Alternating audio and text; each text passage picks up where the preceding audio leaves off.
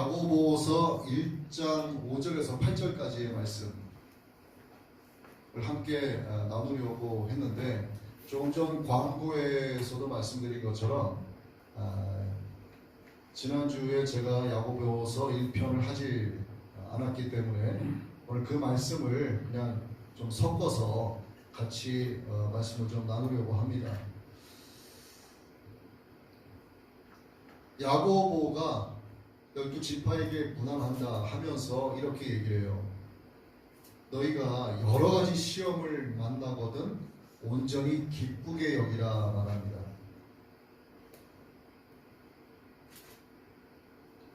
당시의 초대교인들의 상황이 어땠을까? 당시의 초대교인들은 유대인들이었단 말이에요. 유대인들은 모세 오경이 그들의 종교입니다. 그리고 그들은 회당에 모여서 예배를 드리죠. 자기 자식들을 회당에 보내고 거기서 탈무드를 배우게 하고 모세 오경으로 종교 교육을 시키죠. 그러니까 그들의 회당이 그들의 삶의 모든 문화가 거기에서 시작이 되고, 또 그들은 그들만의 경제 공동체가 만들어져 있어요. 자, 예를 들어 어떤 사람이 양과 염소를 키웁니다. 목장을 하고 있어요. 거기서 젖을 짭니다. 젖을 짠 뒤에 젖을 배송을 해요. 배송을 해간 뒤에 어느 가게에 갖다 맡기는데 거기서 그 우유로 치즈를 만들어요. 치즈를 만든 뒤에 다시 어떤 소매점에 갖다 맡겨요. 그 소매점에서 치즈를 판매합니다. 그 가게에 와서 치즈를 어떤 사람들이 사가요. 자, 보세요. 양이나 염소 목장을 운영하는 사람이나 배송하는 사람이나 치즈를 만드는 사람이나 가게에서 치즈를 파는 사람이나 그걸 사가는 사람이나 그 안에서 움직이는 모든 사람들은 다 유대인이에요. 유대인의 경제 공동체에서 벗어나게 되면 먹고 사는 것 자체가 막막해지는 겁니다. 조금 전에 말씀을 드렸는데, 유대인의 종교, 유대교는 모세 오경이에요. 그런데 일부 유대인들이 예수님의 도를 따르기 시작합니다. 그러니까 모세 오경이 아닌 예수님의 도를 따르면서 예수님을 믿게 된 거죠. 예수님을 하나님의 아들로 인정하고 그분을 나의 주님으로 고백을 하게 됩니다. 그러자 그렇게 고백한 자들을 내치기 시작해요. 그들이 거기에서 내쳐진다는 것은 경제 공동체에서 벗어나게 됐다는 뜻을 갖죠. 그러면 당장 그들에게는 먹고 마시는 문제가 걸립니다. 무엇을 먹을까, 무엇을 마실까 염려할 수밖에 없어요. 그런데 야고보가 뭐라고 이야기합니까? 너희가 여러 가지 시험을 만나거든 온전히 기쁘게 여기라. 그들이 기쁘게 여길 수 있었을까? 그들은 기쁘게 여길 수 없는 상황입니다. 자, 자기들은 그렇다 손치더라도 자기 자식들이 있죠. 애들 공부를 가르쳐야 되고 교육을 시켜야 됩니다. 유대인으로서 성장해서 유대인으로서 바르게 살아갈 수 있는 그 과정을 회당에서 다 이루어지는데, 아이의 친구들은 다 회당으로 나가요. 가서 공부를 합니다. 근데 내 자식들은 예수님의 도를 따르는 예수님을 믿는 자들의 아이들은 회당에 가지 못해요. 거기서 교육을 받지 못합니다. 그럼 이 아이가 자라서 외톨이가 되고 도대체 자라서 무엇을 어떻게 해먹고 살게 될까? 자식에 대한 걱정과 두려움, 번민이 많아지게 됩니다. 당시 초대교인들의 삶의 모습이 그러했었어요. 그런데 그들에게 여러 가지 시험을 만나거든 온전히 기쁘게 여기라고 말한다면 그들이 과연 그것을 듣고 온전히 기쁘게 여길 수 있었겠는가? 도무지 기쁘게 여길 수 없는 상황임에도 불구하고 야고보는 그렇게 이야기하고 있습니다. 그리고 오늘 본문을 보면 5절에서 8절 말씀에 나와 있죠. 너희 중에 지혜가 부족하거든 모든 것을 후히 주시고 꾸짖지 아니하시는 하나님께 구하라 기도하라 이렇게 이야기하죠. 자, 초대 교인들이 할 수 있는 일이 무엇이었을까요? 같은 유대 동지역이었던 거기에는 자기들의 친척도 있었을 것이고요. 또 직계가족도 있었을 거예요. 그런데 나는 예수님의 도를 따른다 해서 그들로부터 내쳐지게 됩니다. 어제까지는 한 가족이었는데 그 다음 날부터는 서로 원수가 되는 거죠. 그들이 자신들을 내쳤다고 해서 그들 공동체에 들어가서 그들을 대항해서 싸울 수 있었을까? 싸울 수 없는 상황입니다. 그들이 할 수 있는 것은 오직 기도밖에 없어요. 하나님의 아들을 믿는 그 믿음으로 예수님을 주님 주님 부르면서 기도할 수 있는 것이 그들의 유일한 방법이었습니다.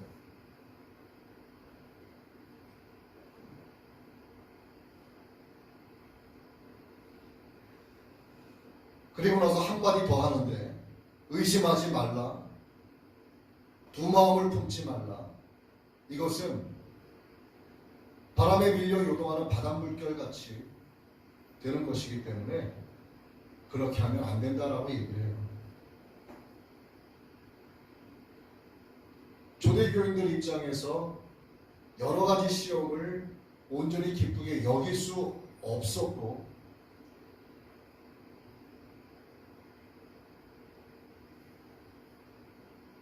하나님께 나아가 하나님 앞에 인내하면서 좌절하지 않고 낙심하지 않고 기도하기도 사실은 매우 어려운 상태였습니다.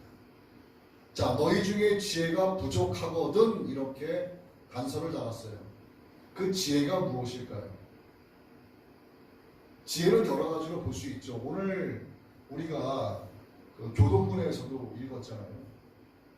지혜에 대한 정의와 지혜에 대한 개념이 성경에 많이 기록이 되어 있습니다. 여러 곳에 나와 있는데 대표적으로 하나만 말씀을 드린다면 하나님을 경외하는 것, 여호와를 경외하는 것, 여호와를 경외하는 것이 지혜의 근본이다라고 말씀하고 있죠. 여호와를 경외한다는 것은 우리 주님을 신뢰한다는 뜻입니다. 그 누군가를 신뢰하지 못하면 누군가에게 가서 당신을 존경합니다라고 말할 수가 없어요. 하나님을 신뢰하지 못하면 하나님을 경외합니다라고 말할 수가 없어요. 성경은 그 경외하는 것을 지혜의 근본이라고 말합니다. 그들이 예수님의 도를 따르고 있어요. 그러면 그들은 예수님을 신뢰하고 있다는 게 됩니다. 그런데 하는 소리는 너희 중에 지혜가 부족하거든 후히 주시고 꾸짖지 않으시는 하나님께 구하라. 그리하면 주시리라. 두 마음을 품지 마라. 의심하지도 말라. 여러 가지 주문을 하는데 앞서도 말씀을 드렸습니다만 초대 교인들의 상황은 매우 어려워요. 여러 가지 시험 때문에 먹고 마시는 기본적인 문제 봉착되어 있습니다. 자식들의 미래에 대한 두려움이 매우 큰 상태죠. 여러분, 지혜롭게 기도한다는 게 뭘까요? 우리가 생각하는 지혜롭게 기도한다는 게 뭘까요? 기도하고 또 기도하는데 응답이 없어요. 그러면 어떻게 해야 됩니까? 이 기도 내용이 잘못됐나? 그럼 어떻게 합니까? 기도 내용을 바꿔요. 기도 응답의 가능성을 높일 수 있는 기도의 내용으로 바꾸어서 기도하는 게 지혜롭다 이렇게 생각하지 않으세요 혹시? 뭔가 응답이 있을 만한 내용으로 내 상식과 내 이해 수준에서 이 정도 기도하면 하나님께서도 응답해 주시지 않을까 하는 마음으로 우리는 많이 기도를 합니다. 내 상식과 내 수준에서 벗어난 어떤 응답의 내용을 바라지도 않고 하나님께서도 그렇게는 하지 못할 거라 생각을 하면서 내 수준 안에 하나님을 가두어 놓고 기도를 해요. 그리고 우리는 이렇게 기도해야만 응답이 된다라고 서로들 간에 회장합니다.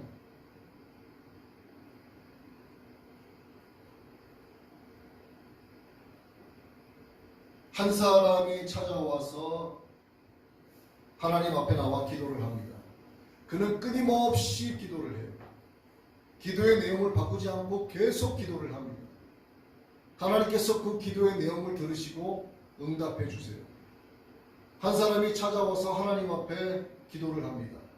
근데 그 사람은 기도의 응답이 이루어지지 않자 기도의 내용을 수시로 바꾸어요. 기도의 내용이 잘못됐나? 내가 뭔가 잘못 구했나? 자, 전자의 사람은 내가 이렇게 기도해도 하나님이 응답하신다 하는 하나님을 향한 신뢰가 있기 때문에 그는 하나님 앞에서 끝까지 기도합니다. 그리고 응답의 방법은 하나님께서 하시는 거고요. 응답의 수준도 하나님으로부터 나오는 것이고 응답의 때도 하나님께서 하시는 거죠. 기도하는 이 전자의 사람은 기도 응답의 때와 기도 응답의 수준을 자기가 정하지 않아요.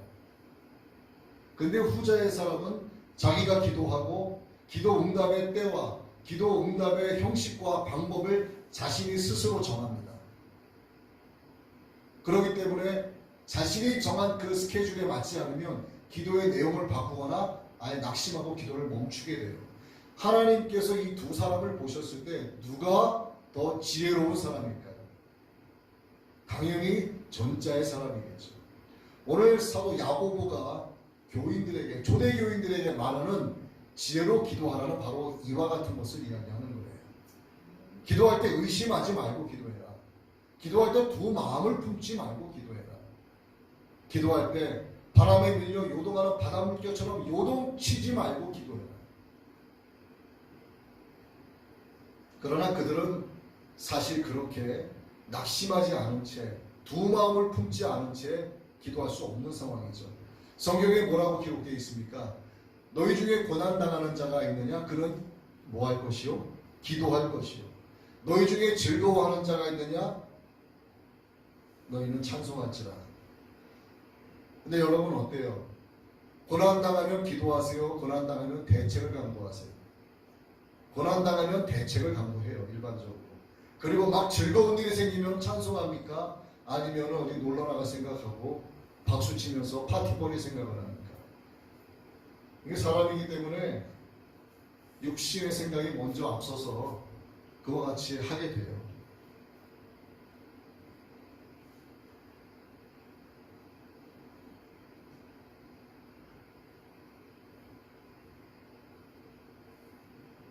지혜가 부족하다면, 즉 하나님을 경외하는, 하나님을 신뢰하는 그 마음이 작다면 우리는 기도할 때 끝까지 기도하지 못합니다. 그 응답의 때와 응답의 방법과 그 응답의 수준을 내가 스스로 정해서 기도하기 때문에 내가 원하고 내가 정한 그 방법대로 오지 않으면 응답은 이루어지지 않았다라고 판단을 하기 때문이에요. 이미 하나님의 응답은 이와 같이 주어졌는데도 불구하고 내가 생각하고 있는 방법과 다르기 때문에 하나님의 응답은 이루어지지 않는다라고 이야기하면서 보이지도 않는 하나님, 그러니 응답도 없지라고 포기해버리고 맙니다. 하나님 보시기에 정말 미련하고 어리석은 자가 아닐 수 없는 거죠. 초대 교인들이 바로 이와 같이 어려운 상황이었는데 그럼에도 불구하고 그들은 하나님 앞에 나아가 기도합니다. 어떻게? 그들은 예수님을 안 지가 얼마 안 됐어요. 그들의 신앙의 연수는 얼마 되지 않았어요.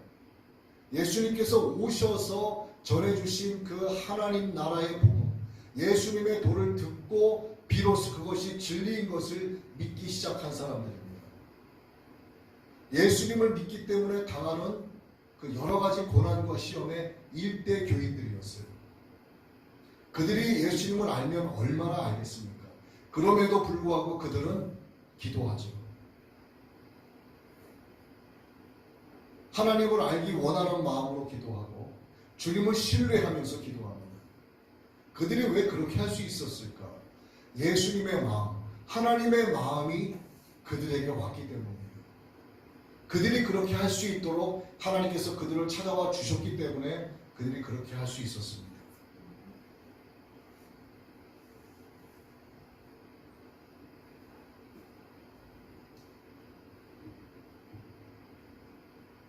하나님은 초대교인들이 하나님께서 주시는 그 충만한 응답을 기쁨으로 누리면서 살기를 원하고 계셨고, 그들이 하늘의 지혜로 가득한 자가 되기를 원하고 계셨어요. 그래서 그들이 그렇게 기도할 때 그들은 요동치지 않으면서 기도할 수 있도록 하나님께서 끝까지 역사하셨고, 그들이 두 마음을 품지 않으면서 기도할 수 있도록 하나님이 역사하셨죠. 자, 요동친다는 게 무엇일까요? 요동친다는 것은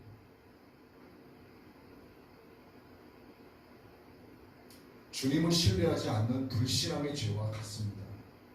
두 마음을 품는다는 것은 하나님의 능력보다 내 능력을 우선시하고 하나님의 방법보다 내 방법을 앞세우는 교만한 죄와 같은 거예요. 그래서 기도할 때 요동치는 마음, 두 마음을 품으면서 의심하는 것은 교만의 죄와 불신앙의 죄가 들어있는 상태에서 하나님께 구하는 것과 같습니다. 그래서 야고보는 초대교인들에게 그렇게 구하지 말라고 이야기하는 거예요.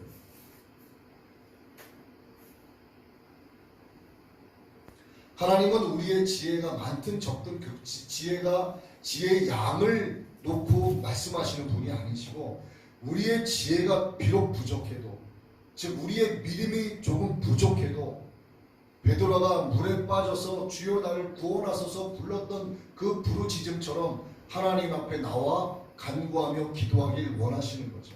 하나님은 이미 우리에게 후히 주시려고 결정을 다 해놓으셨어요.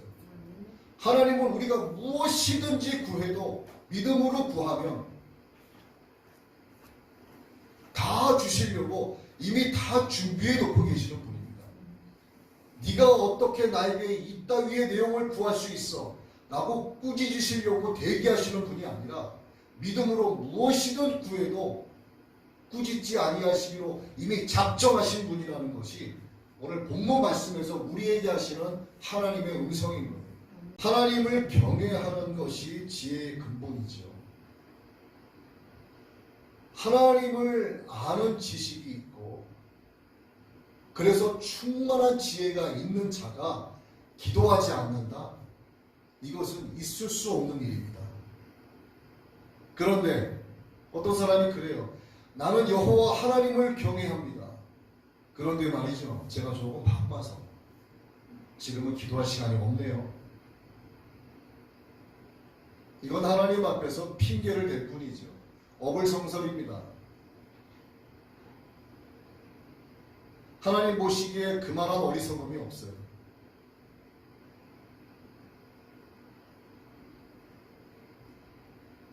기도는 지혜로 기도하는 자를 더욱더 지혜롭게 합니다. 하나님께서 원하시는 기도가 무엇일까? 지혜가 두 가지가 있어요. 이 세상에서 직접적으로 간접적으로 학습돼서 내 머릿속에 메모리된 수많은 지식들, 살아가면서 사람들과 관계를 맺으면서 이 일도 하고 저 일도 하면서 경험으로 축적된 많은 지식들, 이러한 지식들, 저러한 지식들이 짬뽕되고 조화롭게 내 삶에서 응용되어지는 세상의 지혜로 기도하기를 원하시는 것이 아니라 주님을 온전히 신뢰하고 하나님을 아는 지식으로 복합된, 그래서 그러한 지혜로 충만한 지혜, 그 지혜로 기도하기를 하나님이 원하고 계신다는 겁니다. 내가 지혜로 하나님께 기도한다는 게 내가 과연 세상에서 나온 여기서 짬뽕으로 이루어진 이 지혜로 기도하는지, 아니면 하나님을 신뢰하고 여호와 하나님을 경외하는 그 근본의 지혜로 하나님께 기도하는지 우리 하나님께서 이걸 모르실 리가 없죠. 하나님께서 우리에게 듣기 원하시는 것은 이 후자의 지혜로 나오는 기도를 듣기를 원하고 계십니다. 그렇게 하나님을 경외하는 지혜로 우리가 기도하게 될 때에 하나님께서 역사하시는 것이 바로 두 마음을 품지 않게 해주시고 의심하지 않게 해주시고 바람에 밀려 막 요동하는 바닷물결처럼 요동치지 않게 해주시는 거예요. 그런데 세상의 지혜로 기도하게 되면 제가 앞서서 한 가지 예화를 말씀을 드린 것처럼 부자의 사람이 나와서 자신의 방법과 자신의 때와 자신의 수준에서 응답되지 않으면 응답이 안 됐다라고 미련하게 간주하는 꼴이 나게 되는 거예요. 그래서 기도는 바로 번호로 눌러서 여는 자물쇠와 같다고 말씀드릴 수 있어요. 번호를 몇 번 누르면 열리게 되는 그 번호 설정을 하죠. 바로 이 기도가 번호 자물쇠와 같습니다. 주님을 신뢰하는 번호를 누르고 하나님을 경외하는 번호를 누르고 낙심하지 않음으로 기도하는 것을 누르고 두 마음 품지 않음으로 번호를 누르면 그 자물쇠는 열리게 되는 거예요. 그런데 반대로 의심의 번호를 누르고 두 마음을 품는 번호를 누르고 요동치는 번호를 누르게 되면 아무리 눌러도 그 기도의 자물쇠는 열리지가 않습니다. 기도의 자물쇠가 열리지 않으면 응답의 문이 열리지가 않아요. 응답의 문이 열리지 않으면 삶의 문이 열리지 않습니다. 삶의 문이 열리지 않으면 영의 문이 열리지 않아요. 영의 문이 열리지 않으면 천국의 문은 열리지 않습니다. 우리가 어떻게 기도하는가가 왜 중요한지 지금 제가 답을 말씀을 드렸어요. 왜 우리가 지혜롭게 기도하며 또한 지혜로 기도해야 되는지 바로 천국의 문과 연결되어 있기 때문이죠. 어느 아버지가 자식이 나를 신뢰하고 있고 자식이 나를 경외하고 있는데 그 창고의 문을 열어주지 않을 아버지가 어디 있습니까? 어느 아버지가 자식이 나를 신뢰하지 않고 있고 자식이 나를 경히 여기고 있는데 그 자식에게 창고의 문을 열어줄 아버지가 어디 있겠어요? 자식이 부모를 신뢰하지 않으면 자식이 부모를 경외하지 않으면 그 부모 역시도 자식을 향하여 마음이 다칠 수밖에 없습니다. 우리 부모님의 마음이 바로 하나님의 마음이죠.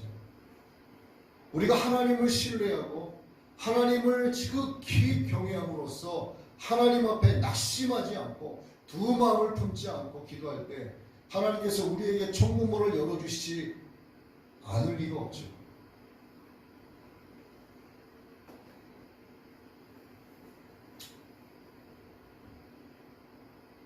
천지개벽의 상황에서도 진퇴양난의 상황에서도 사면초가의 상황에서도 우리가 지혜로 하나님께 간구할 때 하나님은 우리에게 두 마음을 품지 않는 기도를 하게 하시고 의심하지 않는 기도를 하게 하시고 요동치는 마음이 사라진 상태에서 그 응답이 이루어질 거라고는 굳건한 믿음으로 기도하게 해주십니다. 우리가 사람이기 때문에 피조물이기 때문에 어떤 문제나 고민거리가 오게 되면 심하게 요동칠 수 있습니다. 우리가 아무리 예수님을 잘 믿어도 두려워할 수 있어요. 하지만 잠시죠. 잠시 두려워하지 않을 수는 없습니다. 그러나 잠시 지나고 나면 하나님 앞에 무릎 꿇게 되는 거죠.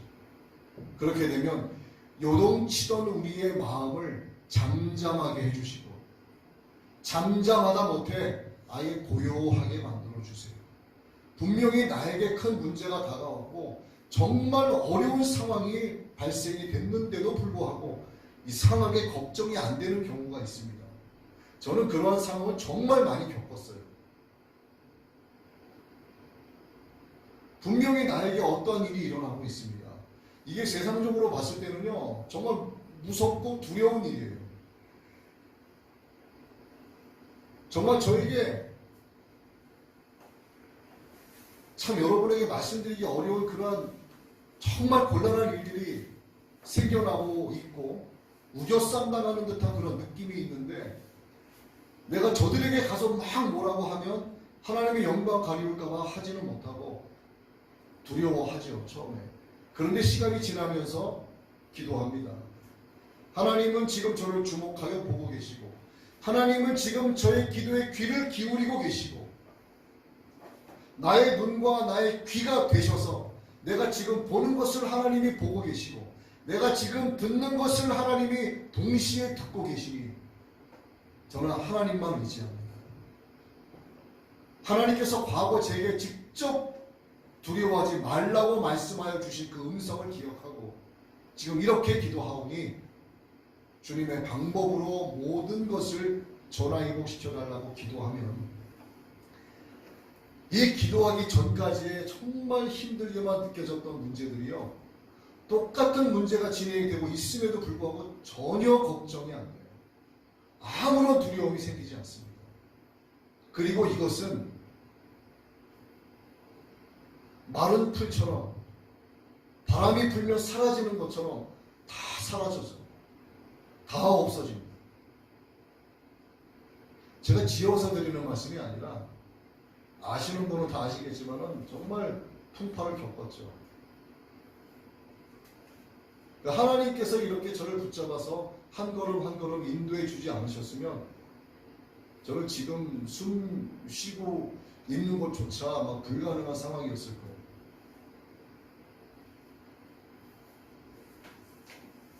지금 돌이켜 이 말씀을 준비하면서 생각을 해보니까 바로 하나님께서 원하시는 기도가 이러한 기도가 아닌가 싶습니다. 하나님을 온전히 신뢰하는 기도, 하나님께 간구하고 또 간구했으면, 그리고 예수님의 이름으로 기도합니다 아멘 하고 기도를 마쳤으면 그냥 하나님께 온전히 다 맡겨버리는 것, 이것이 죽이 되든 밥이 되든 상관없이 하나님께서 알아서 할 일이라고 그냥 다 맡겨놓으면 하나님께서 하나님의 방법으로 다 해결을 하세요. 삶의 문제가 열리고요, 영의 문제가 열리고 가장 중요한 천국의 문을 하나님께서 열어주셨다는 사실입니다. 오늘 본문의 야고보가 누구인가요? 본문의 야고보가 바로 주님이에요. 본문에 등장하고 있는 초대 교인들이 누굽니까? 바로 저와 여러분이에요. 그러면 야고보가 초대 교인들에게 말했죠. 너희가 여러 가지 시험을 당하거든 온전히 기쁘게 여기라. 너희 중에 지혜가 부족한 자가 있느냐? 모든 것을 후히 주시고 꾸짖지 아니하시는 하나님께 구하라. 그리하면 주시리라. 그럼 누가 누구에게 말씀하시는 겁니까? 주님께서 오늘 저와 여러분에게 이 말씀을 하고 계시는 거예요.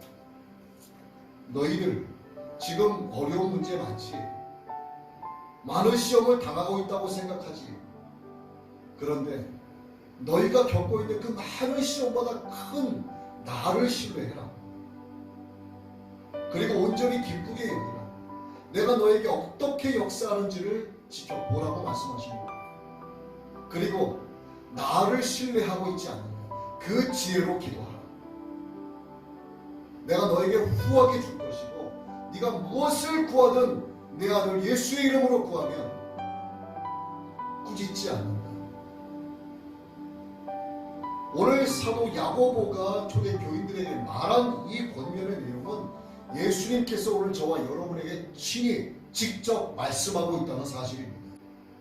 초대 교인들이 여러 가지 시험을 겪었을 때 아까 제가 정말 지혜롭게 기도하는 게 무엇이냐고 여쭤보면서 기도응답이 없을 때 기도의 내용도 좀 바꿔야 되고 우리 상식선에서 기도응답의 가능성을 높일 수 있는 내용으로 기도를 해야 되고 시대에 부응하는 기도를 해야 되고 내 수준에 맞는 기도를 해야 되고 이것이 지혜로운 기도가 아닌가 여러분께 말씀드렸었죠. 어쩜 지금 여기 계신 여러분들도 그렇게 기도하고 있는지도 몰라요. 내 상황이 이렇게 처절한 상황인데 나에게 다가올 정말 이 어려움이 아직 다가오지도 않았지만 다가올 것을 미리 끌어다가 앞서 걱정하고 염려하고 근심하고 있는 것. 그래서 내 방법대로 무언가 좀 해보려고 하고 뭔가 작전을 피려고 하고 근데 하나님께서 그렇게 하지 말라고 하세요. 하나님은 우리의 생각과 다르고 하나님의 길은 우리의 길과 다르고 하나님의 계산은 우리가 생각하는 그 계산과 다르기 때문에 하나님께서 앞서 나가시고 험한 길을 평탄케 하신다는 그 주님만을 신뢰하신다면 그 주님을 온전히 바라보고 경외하면서 경외하는 그 지혜를 근본으로 해서 기도하면 된다는 겁니다.